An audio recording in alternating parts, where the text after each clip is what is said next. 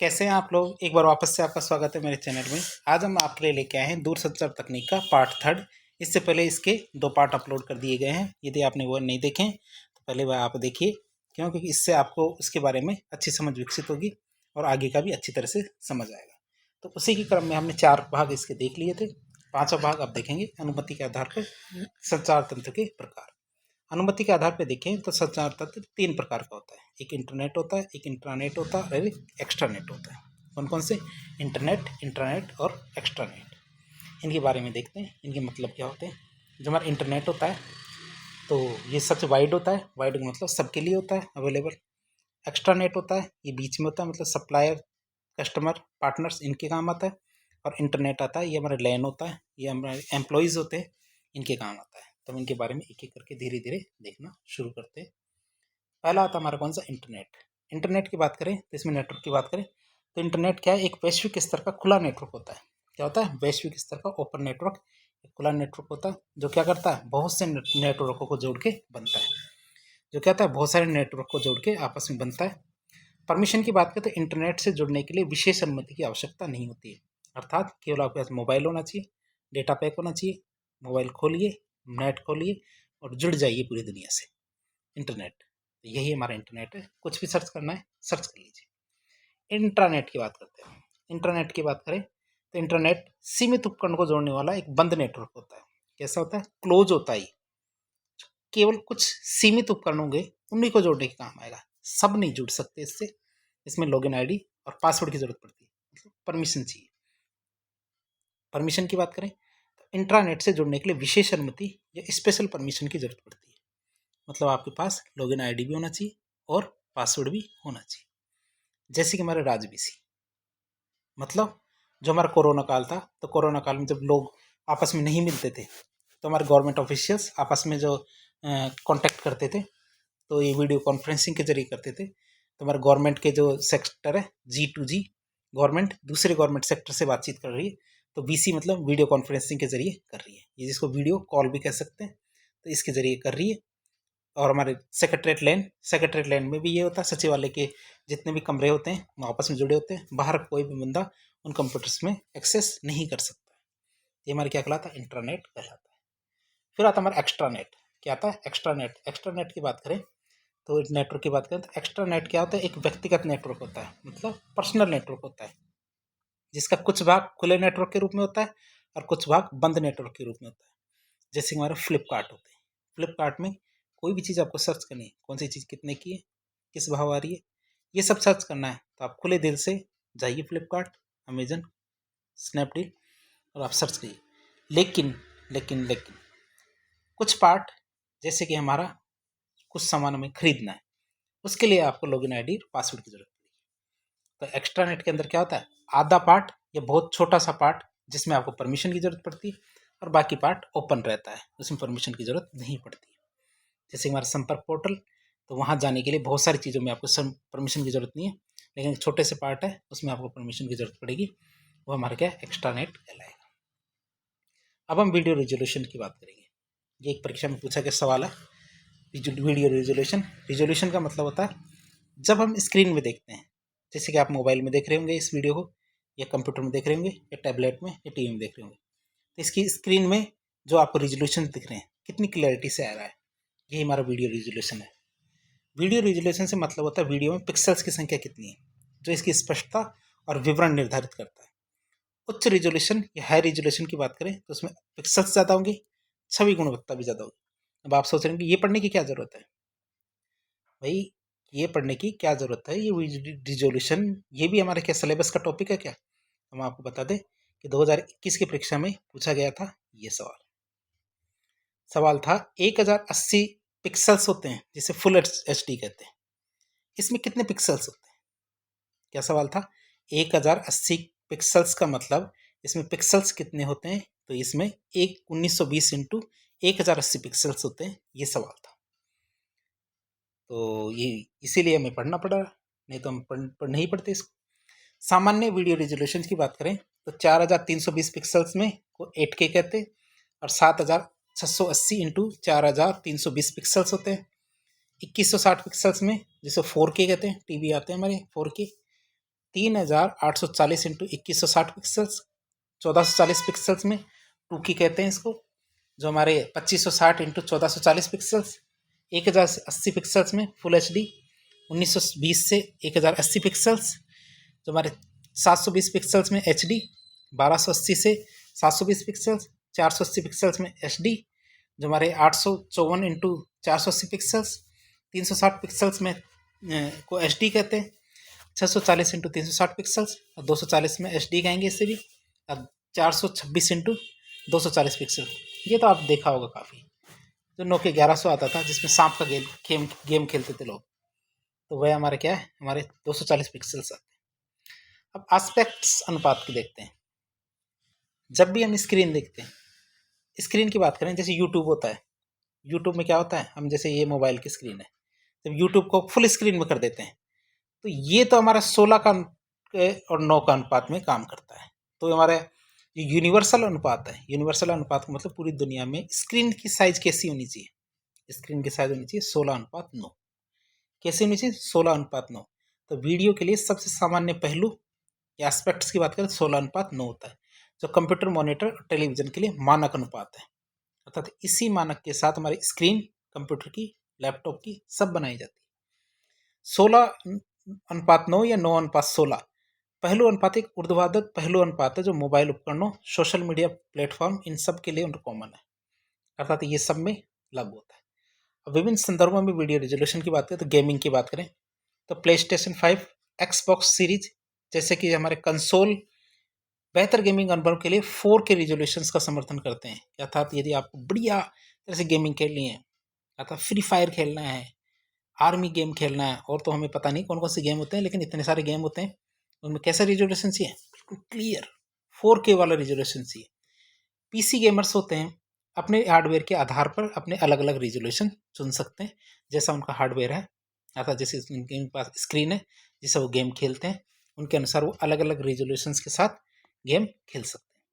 Social media की बात करें, जैसे हमारा TikTok, Instagram stories, Snapchat post social media platform के लिए 9:16 का आम है। तो आप ये याद रखेंगे, जब आप ऐसे देख रहे हैं तो ये 16 है और ये 9 है, और जब टिकटॉक देख रहे हैं मोबाइल को खड़ा करके रील्स देख रहे हैं तो ये 9 है और ये 16 है।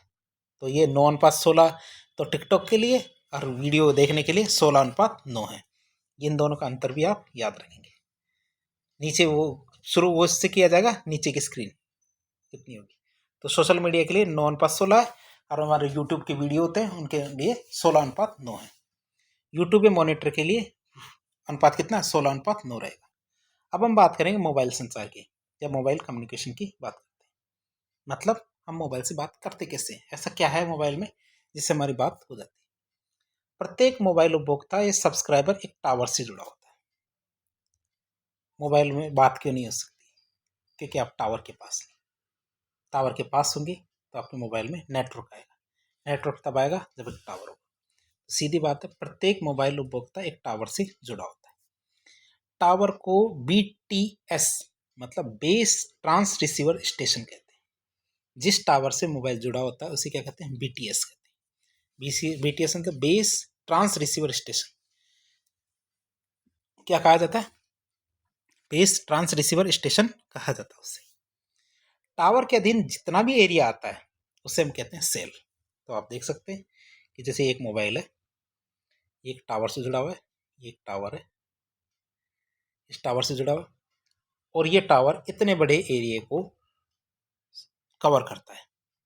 तो ये जितने बड़े एरिया को कवर कर रहा है ये एरिया सेल कहलाएगा। इस टावर को BTS या फिर बेस ट्रांस रिसीवर स्टेशन कहेंगे। ठीक है, तो टावर है, टावर के अधीन आने वाले क्षेत्र को सेल कहते हैं। सेल का आकार षटकोणीय होता है। कैसा होता है, षटकोणीय होता है। अर्थात सेल किस तरह काम करता है, जैसे मान लो इस तरह से जो एरिया होगा, तो ये टावर है, तो टावर में चारों तरफ का जो एरिया होगा वो षटकोणीय आकार में रहता है, अर्थात इसके कोने होते हैं। फिर बात करें ये मोबाइल, ये टावर क्या है, मोबाइल स्विचिंग सेंटर से जुड़े होते हैं। जितने भी टावर होंगे वो किससे जुड़े होंगे, मोबाइल स्विचिंग सेंटर से जुड़े होंगे। और मोबाइल स्विचिंग सेंटर क्या होते हैं, मोबाइल संचार का केंद्रीय भाग बनाते हैं। तो हम इसको चित्र से भी देख लेते हैं। कि भैया ये हमारा मोबाइल है, ये मोबाइल है। अब मोबाइल क्या है, बहुत सारे टावरों से जुड़े हुए हैं, जैसे 1 2 3 4 5 6 7। इनमें से किसी एक से, जैसे ये इस वाले से जुड़ा हुआ है, इसको हम क्या कहते हैं, बीटीएस कहते हैं। ठीक है, क्या कहते हैं, बीटीएस कहते हैं, base trans receiving station, BTS कहेंगे। जितने भी टावर होंगे वो सारे के सारे टावर किससे जुड़ेंगे, बीएससी से। किससे, बीएससी से जुड़े होंगे। बीएससी किससे जुड़ा होता है, एमएससी से। जितने भी बीएससी होंगे किससे जुड़े होंगे, एमएससी से। और ये एमएससी क्या होता है, दूसरे एमएससी से जुड़ा होता है। इस तरह से हमारे आगे संचार बढ़ता रहता है। मोबाइल स्विचिंग सेंटर या हमारा एमएससी में उपभोक्ता से संबंधित सारी सूचनाएं रखी जाती है। जितने भी उपभोक्ता है कि भैया ये वाला टावर कहाँ है, उसका मोबाइल कहाँ है, ये सारी सूचनाएं उसके अंदर रखी जाती है।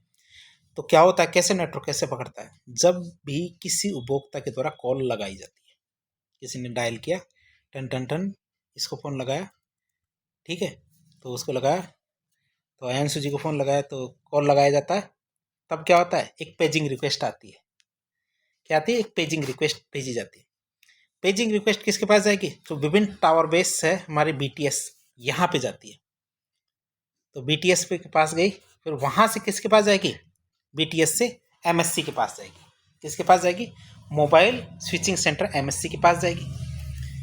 फिर उसके पश्चात जिस व्यक्ति को कॉल लगाया गया है उस व्यक्ति की स्थिति का पता लगाया जाता है कि जो व्यक्ति है जिसका नंबर हमने डायल किया है उसका मोबाइल किस बीटीएस स्टेशन के पास में, और उस व्यक्ति को कॉल स्थापित करके उससे जोड़ दी जाती है कि भैया फ़ोन उठा लो, टिंग टिंग टिंग उठा लो, तो हमारा नेटवर्क बन जाता है एक तरह से। अब बात करें मोबाइल संचार में सूचना का आदान प्रदान करने के लिए कौन कौन सी तकनीकों का इस्तेमाल किया जाता है।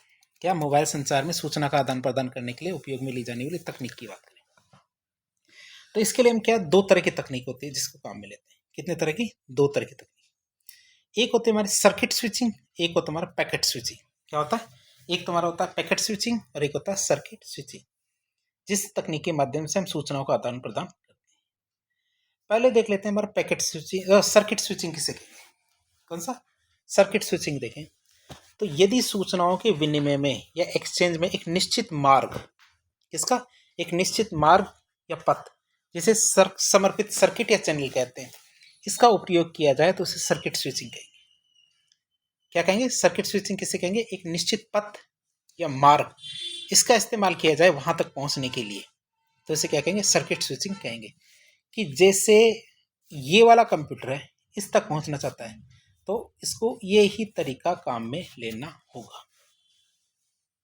ये वाला तरीका काम में नहीं ले सकता, इसकी बजाय ये यहाँ से ऐसे जुड़ के ऐसे जुड़ के ऐसे जुड़ के ऐसे का नहीं जा सकता।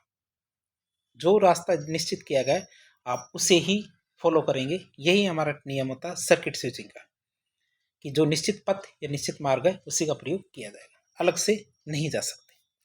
लेकिन लेकिन लेकिन लेकिन पैकेट स्विचिंग में ऐसा नहीं होता है। पैकेट स्विचिंग में क्या होता है, पैकेट स्विचिंग में सबसे पहले सूचना को विभिन्न पैकेट्सों में बांट देते हैं। क्या, पैकेटों में बांट दिया, टुकड़ों में बांट दिया। उसके पश्चात सूचनाओं को विनिमय के लिए जो भी उपलब्ध रूट है, मार्ग है, इनमें से किसी भी रूट का इस्तेमाल कर लिया जाएगा और उसे पहुंचा दिया जाएगा। इसे हम कहते हैं packet switching.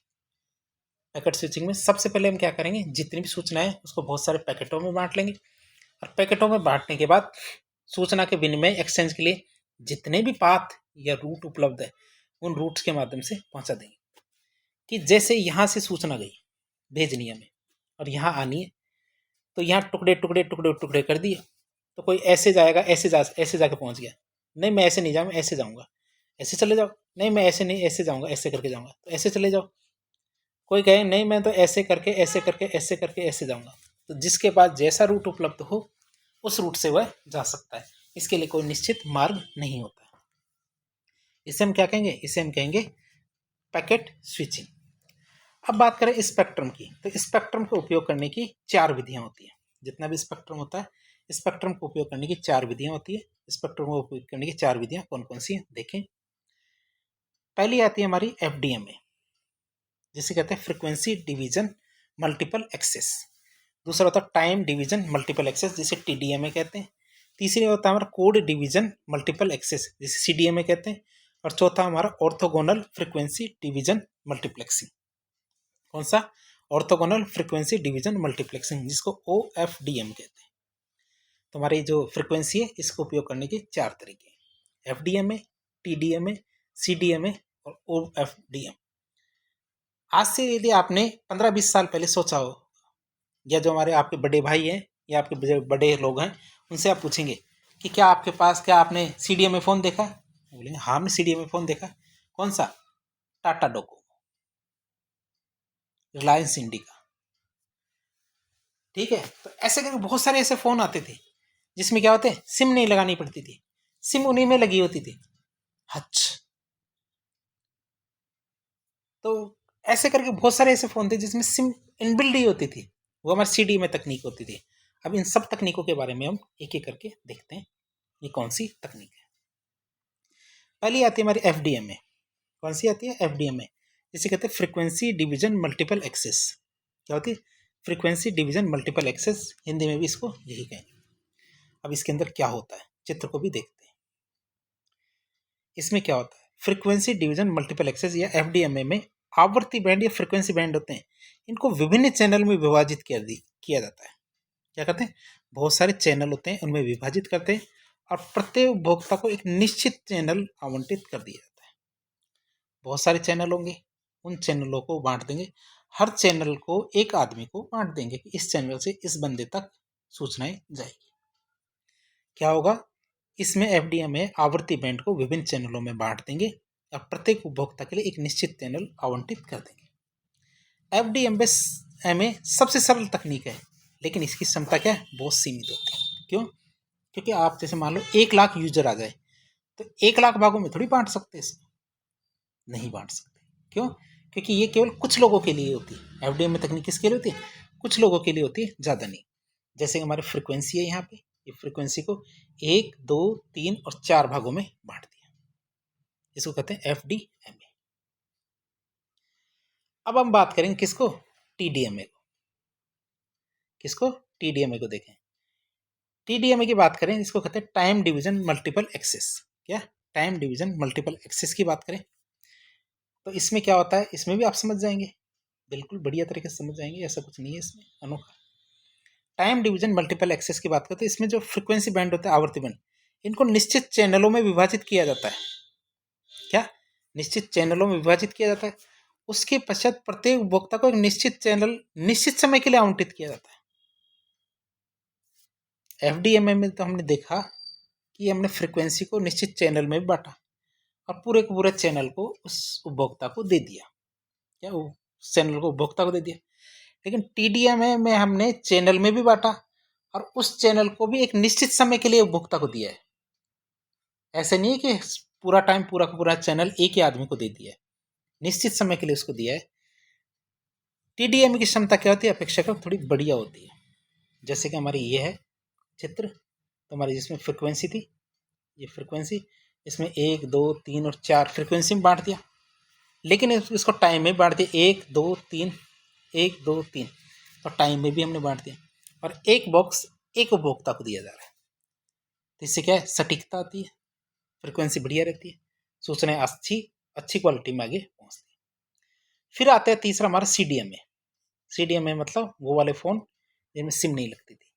Code division multiple access.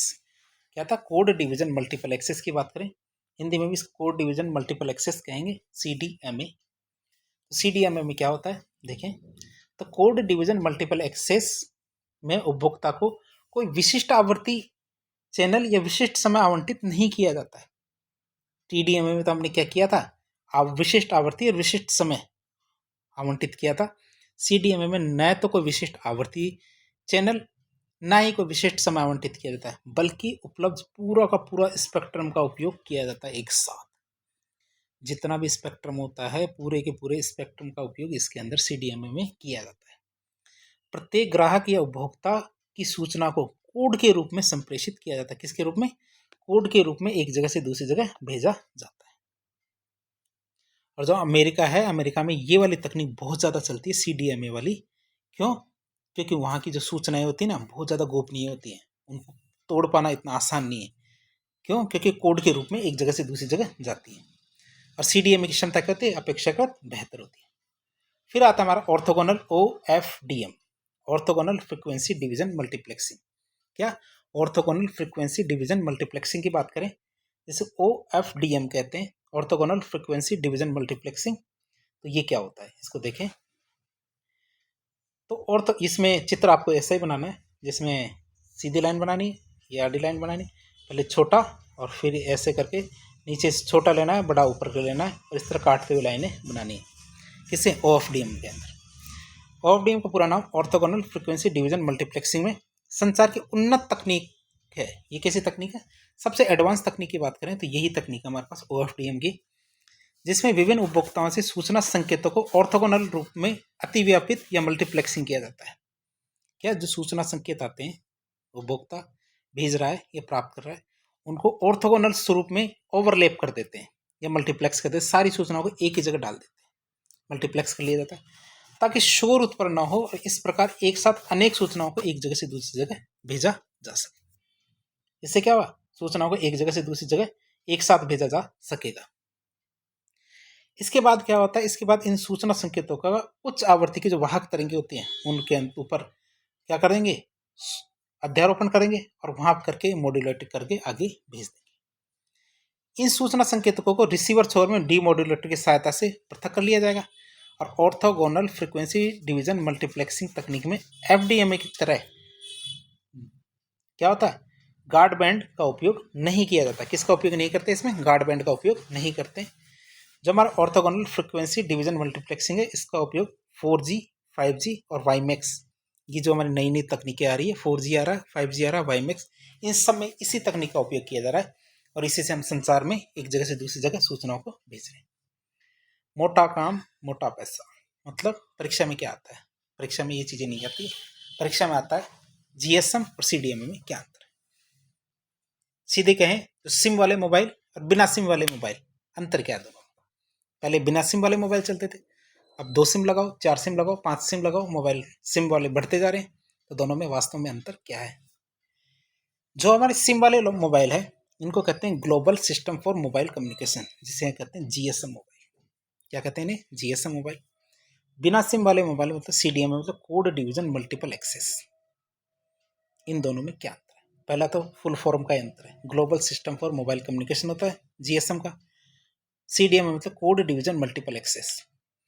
तकनीक की बात करें तो GSM होता है, इसमें TDMA तकनीक का इस्तेमाल किया जाता है, टाइम डिवीजन मल्टीपल एक्सेस।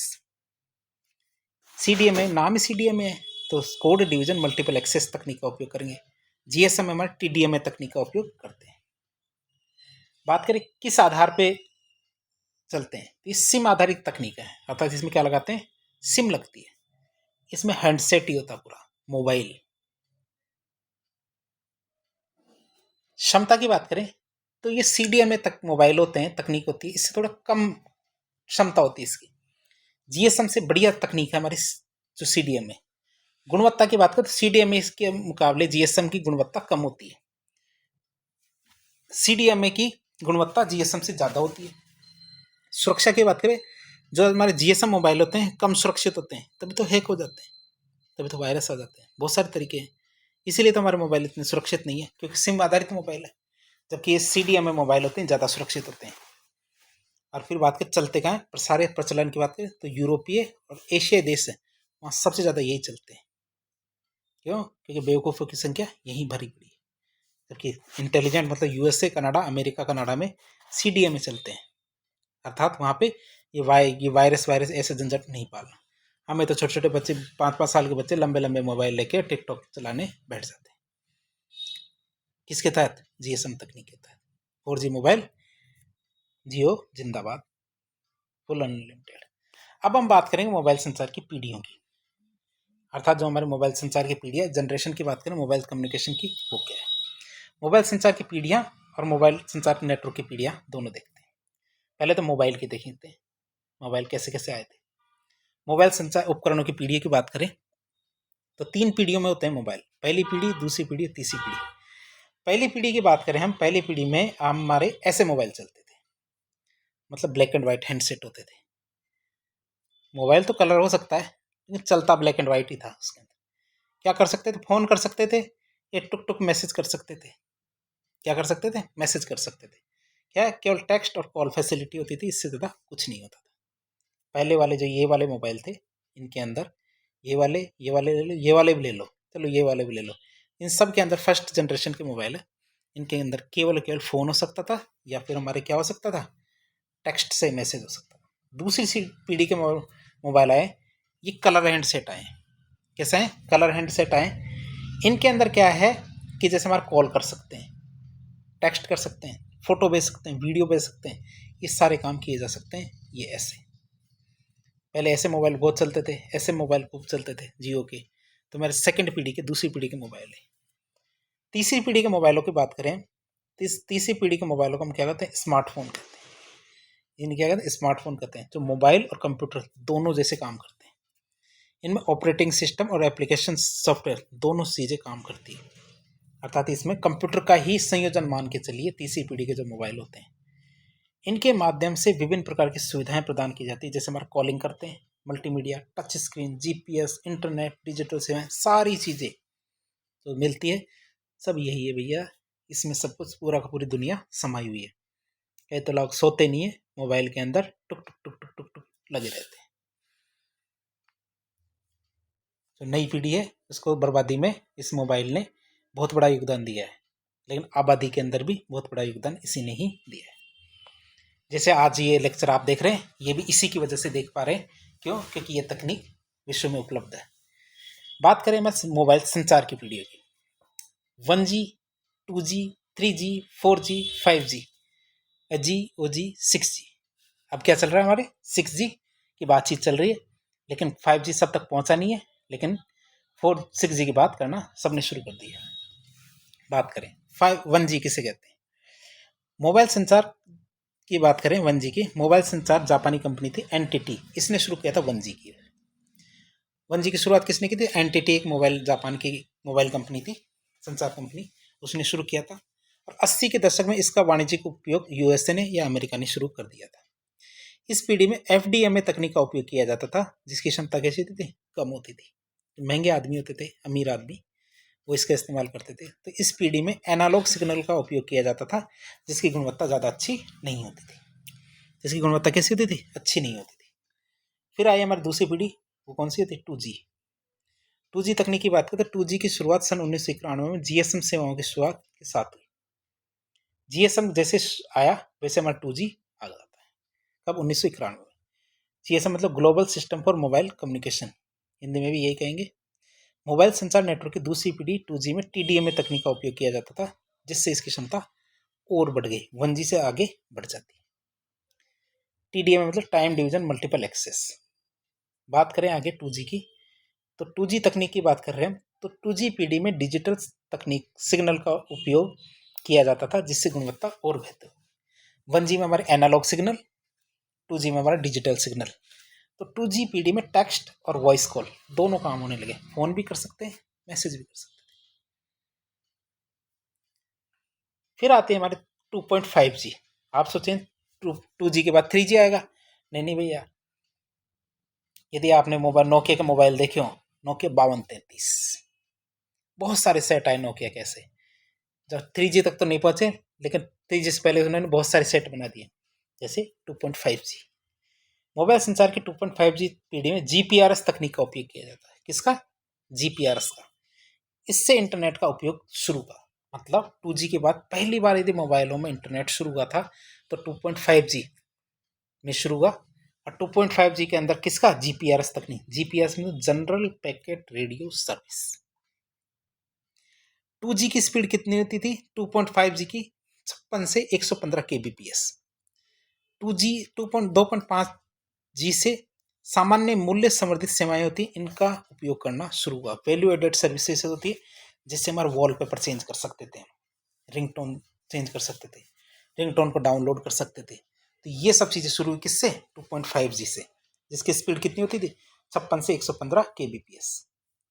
फिर आता हमारा 2.75G। कितना, 2.75G। तो हमारे मोबाइल नेटवर्क, संचार नेटवर्क के 2.75G पीढ़ी में एज तकनीक का उपयोग किया जाता है। किसका, एज तकनीक है, EDGE। इस तकनीक में क्या होता है, डेटा स्पीड बढ़ के 384 kbps हो गई। कितनी? 384 kbps। किस में हो जाती है? एज तकनीक में, EDGE तकनीक में 384 kbps हो जाती है।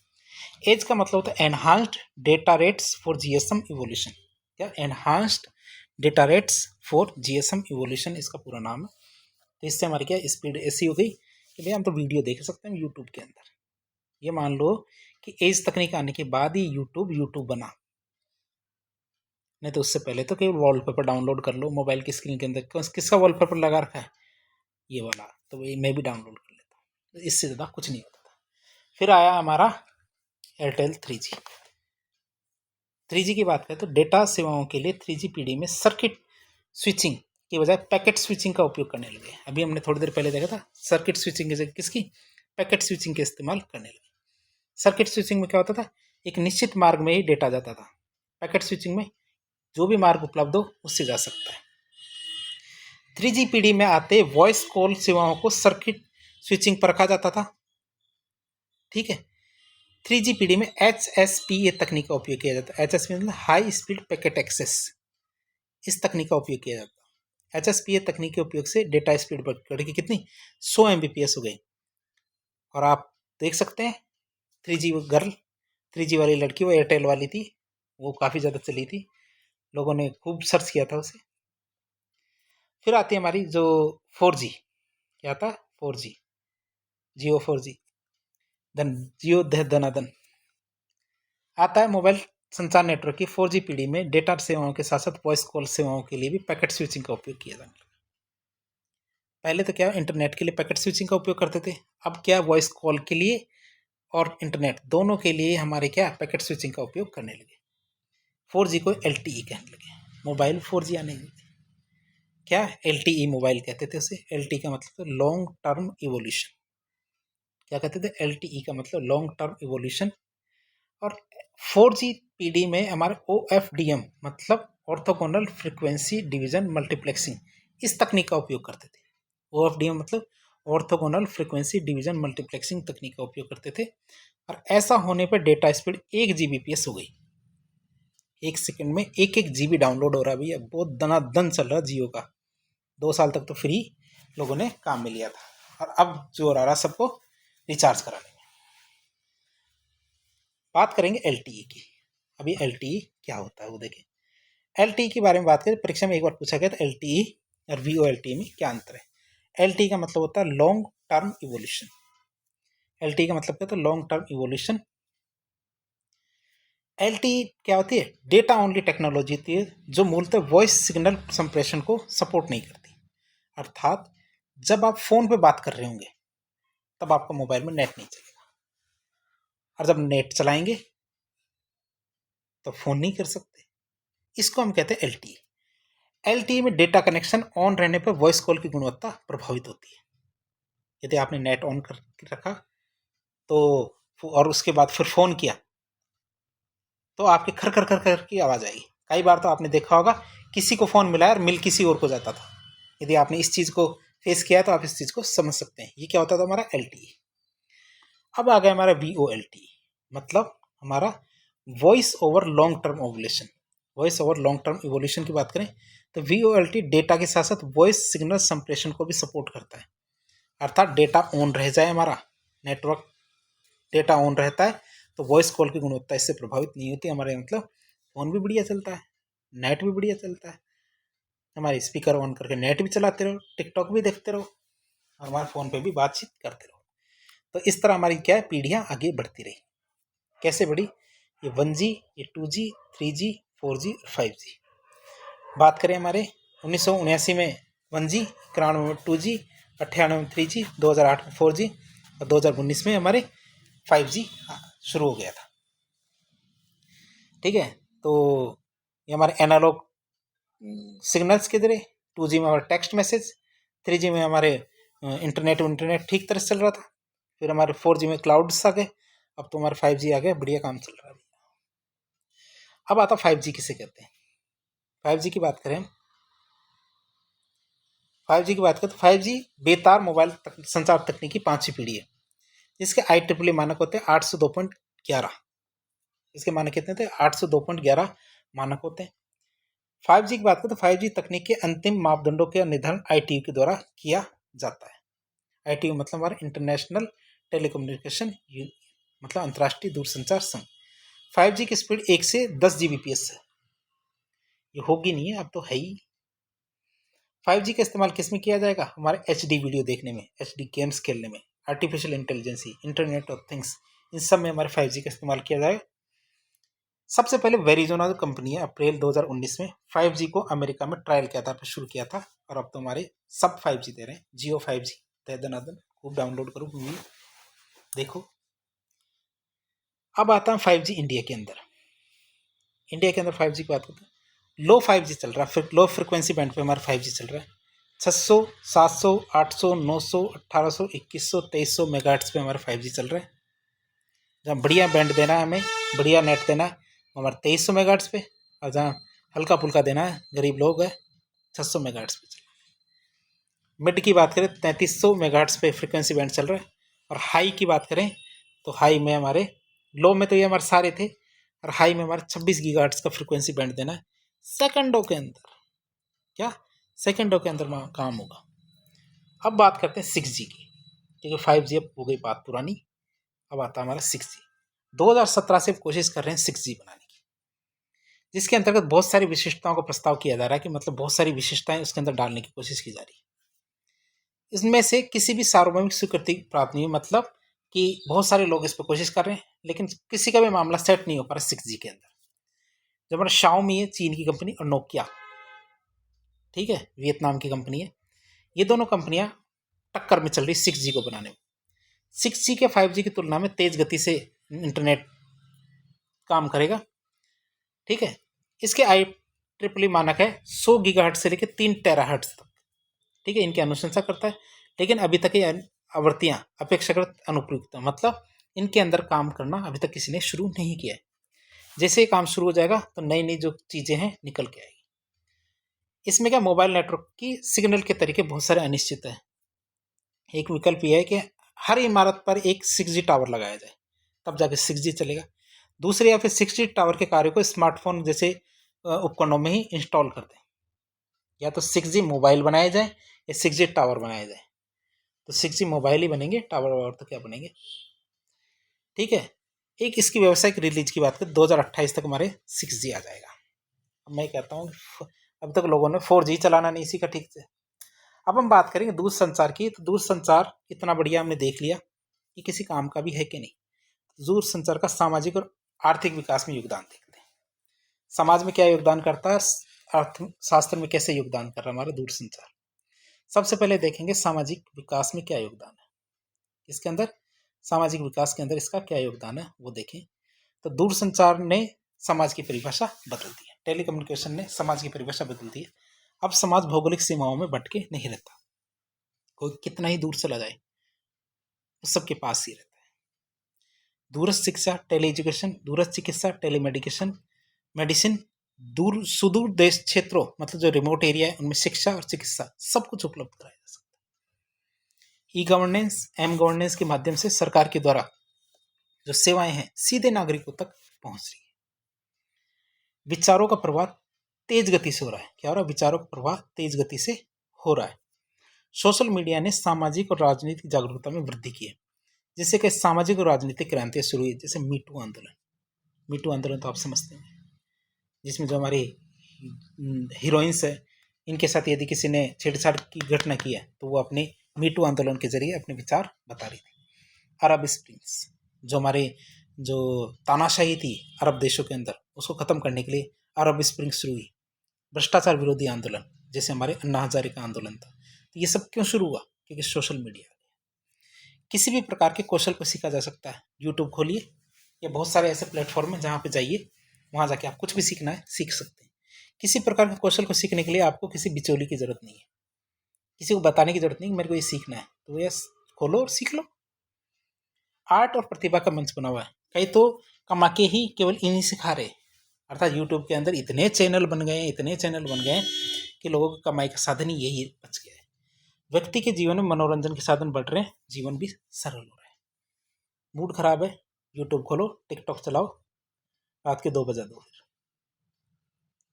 बात करें दूरसंचार का जो आर्थिक विकास में योगदान की बात करें, आर्थिक विकास में क्या योगदान है इसका। ई कॉमर्स की अवधारणा इंटरनेट के बाद ही आई है। ई कॉमर्स की अवधारणा सबके सामने है, जिसमें क्रय विक्रय करना इतना आसान हो गया है इंटरनेट की वजह से। डिजिटल भुगतान को इससे बढ़ावा मिलता है। डिजिटल भुगतान से नकदी का प्रयोग कम होता है, काले धन की समस्या भी कम होती है। ई बैंकिंग एम बैंकिंग से बैंकिंग सुविधाओं की पहुंच बढ़ी है, वित्तीय समावेशन भी बढ़ा है। इन सबको इंटरनेट ने बढ़ावा दिया है। जो हमारा व्यावसायिक प्रबंधन आसान हुआ है, जैसे हमारे ईमेल, टेलीकॉन्फ्रेंसिंग, ये सब काफ़ी बढ़िया तरीके से आगे बढ़ा है। संचार उपकरण उद्योग, विनिर्माण उद्योग, इन सबको बढ़ावा मिला है। इससे प्रत्यक्ष और अप्रत्यक्ष रोजगार सृजित हुए। एफडीआई में वृद्धि हुई। अनेक विदेशी दूरसंचार कंपनियां हैं, संचार उपकरण निर्माण कंपनियां, इनने सब ने भारत में निवेश किया है। मतलब इसके अंदर बहुत सारा एफडीआई आया है। बात करें हम आगे, प्रत्यक्ष विदेशी निवेश की आया है भारत में। देश की जो जीडीपी है, सरकार के कर राजस्व, इनमें वृद्धि हुई है। जैसे हमारे आर्थिक गतिविधियां बढ़ी है, निवेश बढ़ा है, डिजिटल भुगतान बढ़ा है, इनसे हमारी कर चोरी कम हुई है। मतलब हमारे जीडीपी में काफ़ी ज़्यादा सुधार हुआ है। तो ये हमने मोबाइल की सारी बातें देखी। अब हम अगली बात करते हैं भारत में दूरसंचार का इतिहास।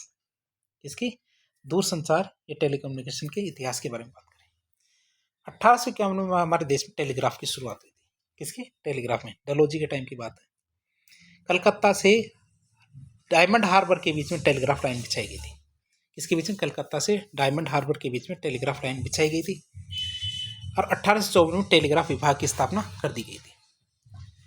विभाग के प्रमुख की बात करें तो ओ शेगनेसी भारत में टेलीकॉम के जनक मानते हैं।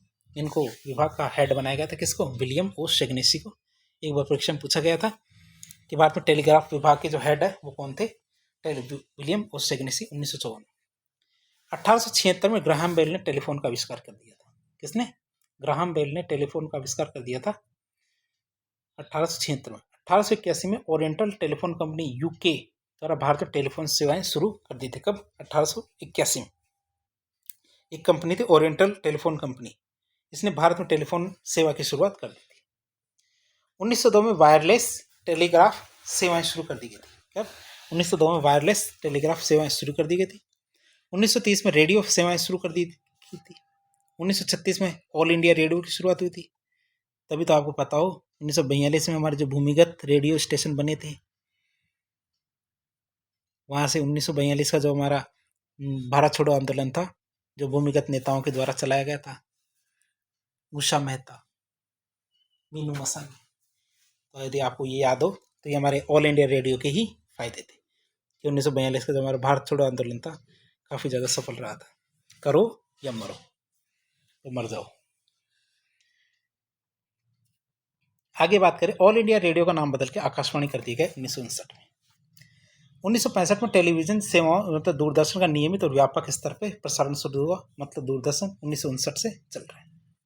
दूरदर्शन तो मान 1959 से चल रहा है, लेकिन 1965 से लगातार ही चल रहा है। 1985 में दूरसंचार विभाग की स्थापना की गई। 1986 में हमारे MTNL और BSNL की स्थापना की गई।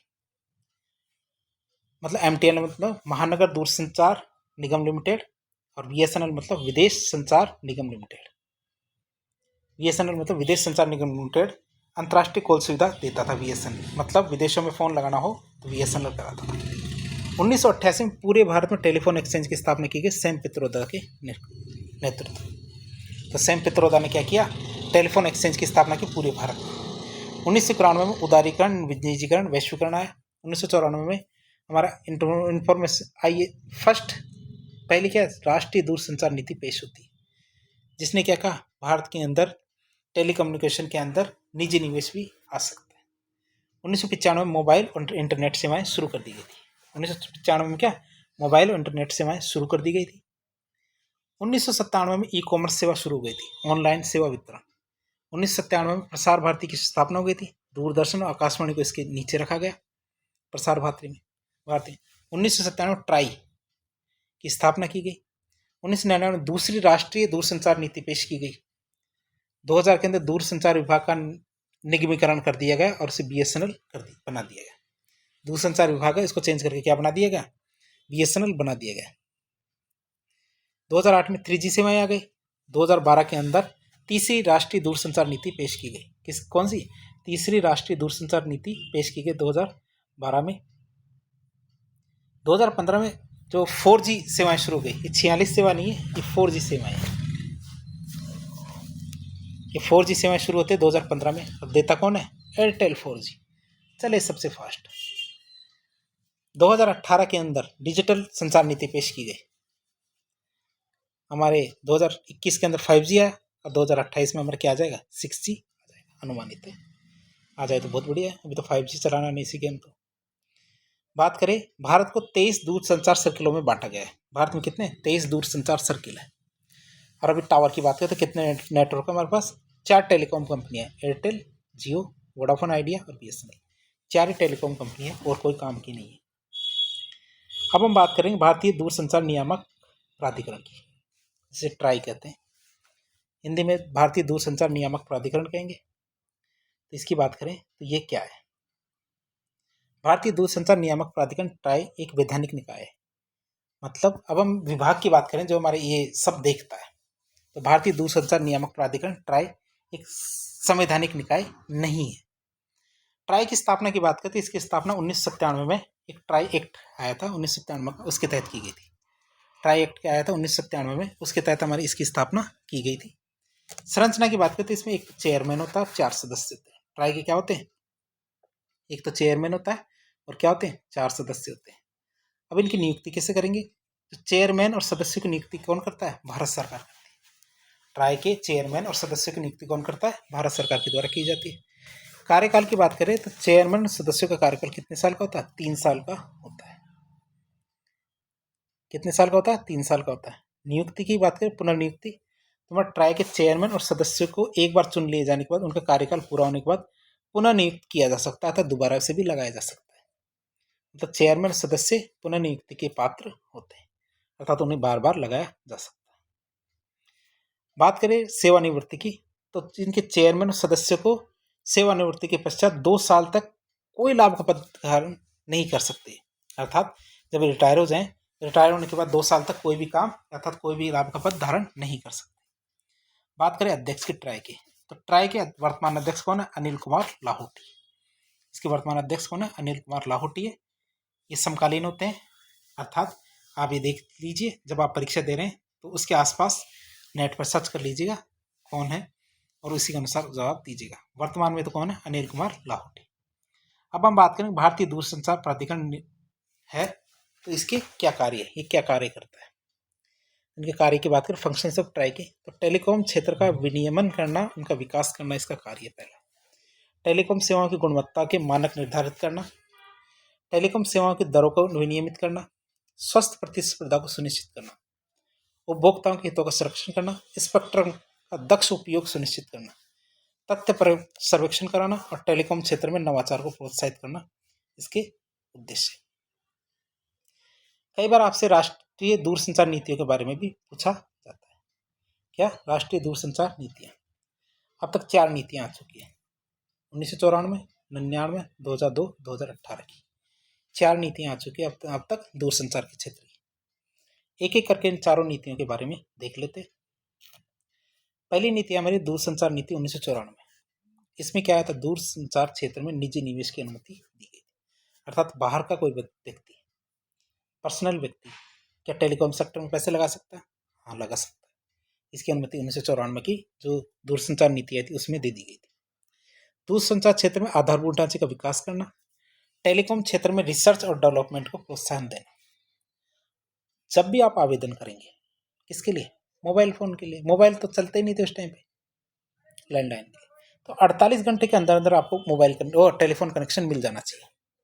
किफ़ायती दरों पर टेलीकॉम सुविधाएं मिलनी चाहिए और हर 500 लोग पे एक PCU की स्थापना हमारे सैम पित्रोदा की ये सबसे बड़ी उपलब्धि है। अर्थात पीले डब्बे, यदि आपको कहीं याद है तो पहले पीले डब्बे लगते थे जिसमें सिक्का डालते थे, सिक्का डाल के बातचीत करते थे। पहले क्या है, जिन घरों के अंदर फ़ोन नहीं हुआ करते थे वो 1 रुपये का सिक्का डालते थे और 1 रुपये का सिक्का डाल के बातचीत करते थे। तो ये सैम पित्रोदा की पहल थी कि हर 500 लोगों पे एक डब्बा लगना चाहिए। फिर बात करें राष्ट्रीय दूरसंचार नीति 1999, तो सभी लोगों को बुनियादी टेलीफोन सेवाएं उपलब्ध कराना ताकि लोगों तक उच्च गुणवत्ता की टेलीफोन सुविधाएं उपलब्ध हो सके। पहुंच से बाहर के क्षेत्र मतलब सुदूर पहाड़ी और जनजातीय क्षेत्र है, वहां पे भी टेलीफोन सेवाएं उपलब्ध कराना है। सभी जिला मुख्यालयों को इंटरनेट से जोड़ना है। क्या करना है? सभी जिला मुख्यालयों को इंटरनेट से जोड़ना है।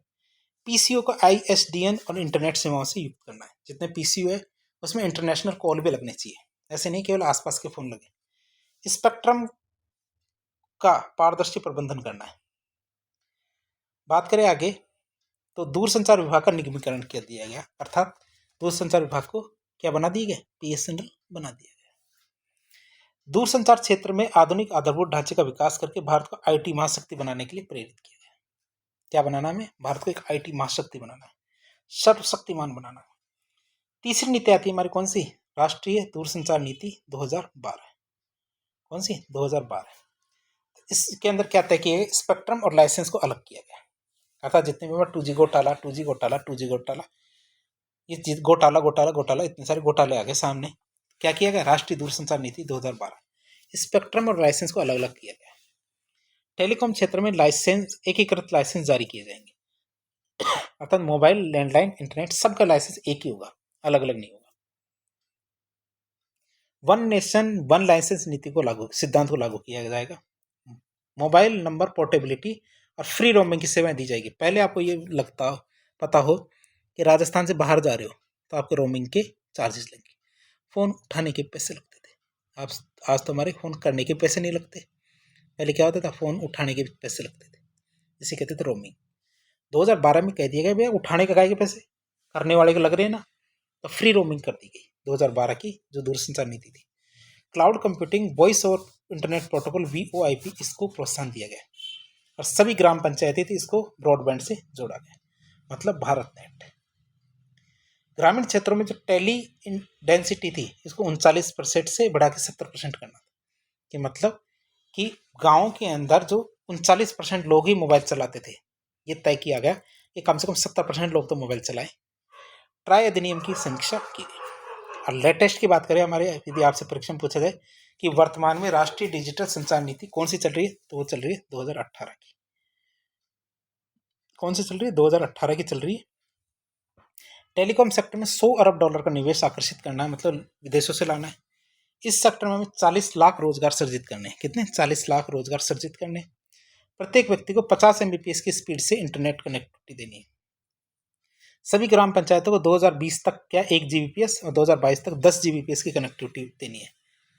ठीक है, ये तो मिल ही गई, अब आगे बढ़ रहे हैं हम तो इससे। राष्ट्रीय फाइबर प्राधिकरण का गठन करके राष्ट्रीय डिजिटल ग्रिड की स्थापना करना इसका उद्देश्य था। तो नीति थी ये तो हमारी, लेटेस्ट में यही है, इसके आगे कुछ नहीं है। जीडीपी में डिजिटल संचार का योगदान 6% से बढ़ा के 8% करना है। 6% था हमारा कब? 2017 में। आईसीटी विकास सूचकांक में भारत को टॉप के 50 देशों में शामिल करना है, जो रैंकिंग है उसमें 50 देशों में शामिल करना है। आईसीटी मतलब international communication technology development index. तो कहाँ तक पहुँचे हम? 2022 तक आते आते हम 61वें स्थान तक तो पहुँच गए 131 देशों में से, जबकि हमें कहाँ तक पहुँचना है? 50वें स्थान पे पहुँचना है, ये हमारा टारगेट है। तो इस तरह इस तीसरे पार्ट के जरिए हमने क्या किया? भारत की दूरसंचार वाला चैप्टर था दूरसंचार तकनीक का, तो 3 पार्टों के अंदर हमने इसको पूरा किया है। तो इस प्रकार के इन्फॉर्मेटिव वीडियो देखने के लिए हमारे चैनल से जुड़े। वीडियो पसंद आता है तो वीडियो को लाइक करें, चैनल को सब्सक्राइब करें, अपने दोस्तों के साथ शेयर करें और अपने दोस्तों को ये भी बताएं कि इस प्रकार का कंटेंट आसानी से कहीं उपलब्ध नहीं होता है। यदि आप हमसे जुड़ते हैं तो आपको इसी तरह के बेहतरीन वीडियो मिलते रहेंगे।